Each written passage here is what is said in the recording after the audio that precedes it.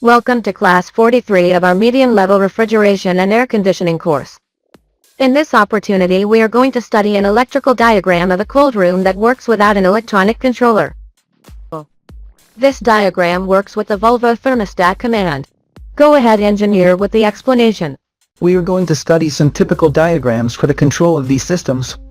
We are going to start doing the analysis with a single-phase system. Here we have line and we have neutral. We are going to explain how the current would work, how this current is going to be distributed throughout the control circuit. We have the line. The line would go through here. It will go through if the emergency switch allows it. If the emergency switch allows it, we leave defined with two thermal relays, a relay for the condenser, a thermal relay for the evaporator, with the aim of protecting the equipment from high consumption. We are going to assume that it is closed, therefore the equipment is working in perfect conditions and the current manages to pass these obstacles again. Now we find that the prisoner is all high and the prisoner is all low. If the pressure is lower than the highest allowed, then the current would pass this first obstacle. Likewise, if the pressure is above the lowest allowed pressure, then the current can pass these two obstacles. We turned on the current. Now at this point we are going to point here, point that I am placing a circle. Now the current has two derivations. We have a Km1 and we have a Km2, Kmon and Kmtwo. Here we must explain that Kmon is the coil that controls the contactor of the condensing unit. Remember that when we talk about the condensing unit, we are referring to the fan and the compressor. Kmtwo is going to control the evaporator fans. Let's see then, let's try to let the current pass through here. If the power switch of the equipment is in a position to allow the passage of ignition current, pass the current. Now the current that we had on this side meets a thermostat. If we have not yet reached the temperature we are looking for, it should be closed and then allow current to flow. In this way we arrive at the Kmon coil. The Kmon coil then allows the contactor to energize and start the compressor. Simultaneously, here we had a stream that wanted to go through this point but couldn't go through because Kmon was open.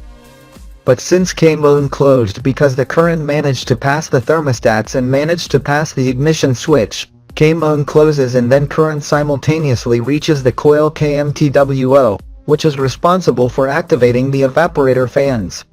In this way, we have explained a fairly simple control system that we are seeing on the screen. We are seeing a system to achieve it by stopping the equipment. We do not have a heating resistance. We do not have any type of control other than the temperature. That is why we were emphasizing that this thermostat was going to be in charge. It is the part that is in charge of making the equipment stop. Now we are going to show another type of scheme that will help us a lot to continue understanding. This has more components. We have the line again. We have the neutral again. It is still single phase and the current has two paths. One through this point and one through this point. We are going to see what the one above would do. The one above would come from here. The one from above comes this way.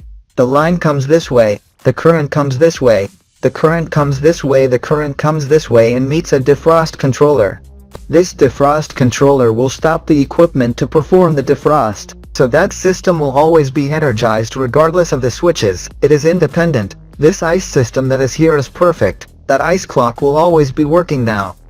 Let's start with the current that goes to the equipment. If the switch allows it, the current would pass, then it would pass the thermal rules and everything is working perfectly. If the pressures are correct, also the current can pass the two obstacles of both high and low status prisoners. Here the stream meets two paths.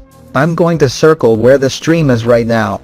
The current can start its journey there or it can start it towards this point. Now we are going to see with the current starting upwards. The current comes here, the current comes here, the current comes here, and it meets a switch. This switch is controlled by this defrost clock, by this defrost controller. Therefore, if it is open, Km3 will not have current. Correct. Now, if the clock, as the clock controls it, if the clock allows it, then it would close.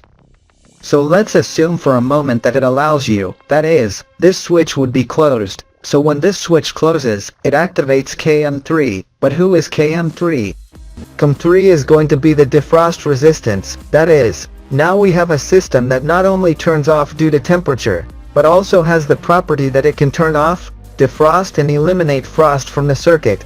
That is, We can work with temperatures below the 0 degrees Celsius, and we can optimize the operation of the equipment in some way to tie it to the requirements. Then KM3 would close, but what happens? KM3 would activate, but what happens when P closes? When P closes, P closed and activated KM3. We already see that, but when P closes here we have another switch, so it opens. And what happens when it closes and it opens? When it opens, the current flow to CAM1 is interrupted, and if we remember, CAM1 is the coil of the contactor that controls the condensing unit.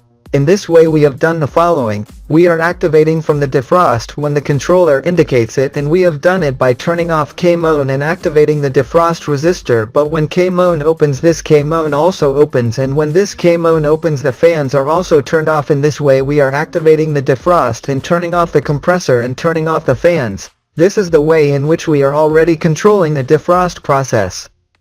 In other words, in the first system we basically had a controller that when a temperature reached, the system stopped.